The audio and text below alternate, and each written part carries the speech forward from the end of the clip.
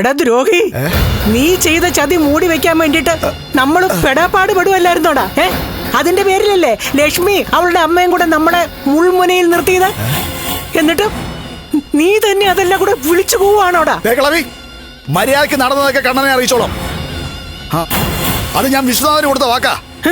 നിന്റെ ഒരു വാക്ക് ചിലക്കാതെ കടന്നില്ലെങ്കിലേ കൊന്നുകളയുന്നുണ്ട് ഞാൻ. കൊല്ല് കൊല്ല് കൊല്ലുന്നില്ലേ? അമ്മ കൊല്ലാൻ തയ്യാറാണെങ്കിൽ മരിക്കാൻ ഞാൻ തയ്യാറാ.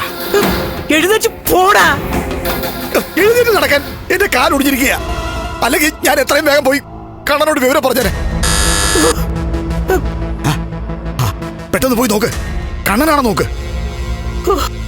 പെട്ടെന്ന് ചെല്ല് കളവി.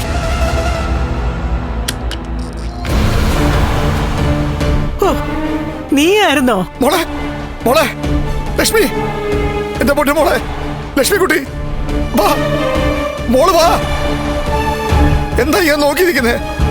ഇങ്ങോട്ട് വാ.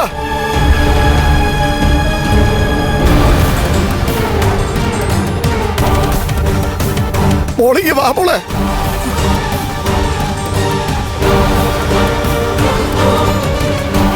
അതെ, ആ ദുഷ്ടകൂട്ടങ്ങളോട് പോയി കണ്ണനോട് സത്യം പറയാൻ പറഞ്ഞിട്ടേ അത് കേൾക്കുന്നില്ല ഇവര്.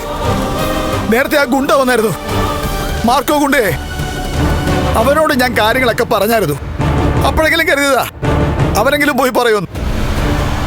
അവൻ പറഞ്ഞോ? മോൾ അത് കേട്ടിട്ടാണോ വന്നേ? നിങ്ങൾക്ക് ഇപ്പൊ എന്താ വേണ്ടത്? എനിക്ക് വേണ്ടത് എന്താണെന്ന് ഞാൻ പറഞ്ഞല്ലോ.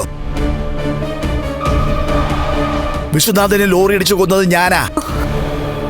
അതിന് എന്റെ മോള് നീ സാക്ഷിയില്ലായിരുന്നോ?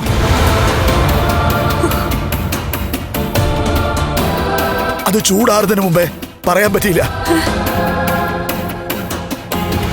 സംഭവം നടന്നിട്ട് 10-20 വർഷം കഴിഞ്ഞു. ഇനിയെങ്കിലും കണ്ണൻ നടന്നതൊക്കെ അറിയാതിരിക്കുന്നത് മോശമല്ലേ മോളെ?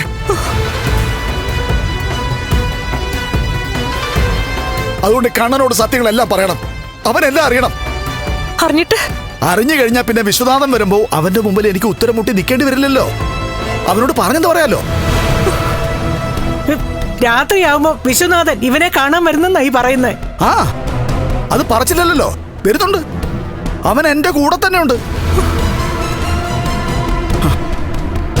പാവം ചത്തിട്ടും അവൻ ഈ ഒരൊറ്റ കാര്യത്തിന് വേണ്ടിട്ടാ അലഞ്ഞു തിരിഞ്ഞ് നടക്കുന്നേ.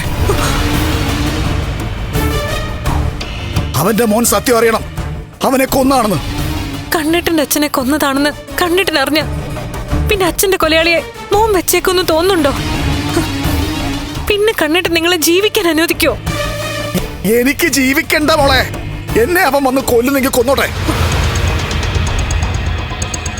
എന്തായാലും കണ്ണൻ സത്യം അറിഞ്ഞില്ലെങ്കിൽ വിശ്വനാഥൻ എന്നെ വന്ന് കൊല്ലും. ഇപ്പൊ ഇതാ അവസ്ഥ. ഏതു നേരോ കണ്ണൻ സത്യം അറിഞ്ഞോ എന്ന് ചോദിച്ചോണ്ടിരിക്കുക. ഇന്നലെ വരെ നിങ്ങൾ ആരെങ്കിലും കണ്ണനോട് ഇത് പറയുമെന്നായിരുന്നു എന്റെ കർണമോളുടെ ഒക്കെ പേടി. എന്നാൽ ഇപ്പൊ കൊന്നയാള് തന്നെ കൊലപാതകത്തെ പറ്റി പറയുമെന്ന് പേടിച്ചിരിക്കുക ഞാനും മോളും.